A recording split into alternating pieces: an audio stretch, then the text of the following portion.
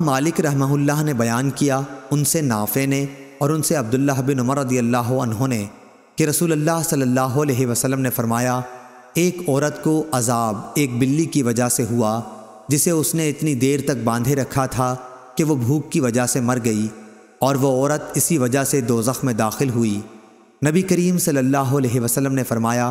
کہ اللہ تعالیٰ نے اس سے فرمایا تھا، اور اللہ تعالیٰ ہی زیادہ جاننے والا ہے،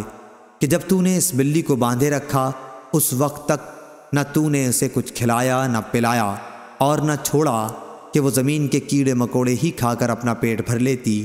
صحیح بخاری حدیث نمبر 2365۔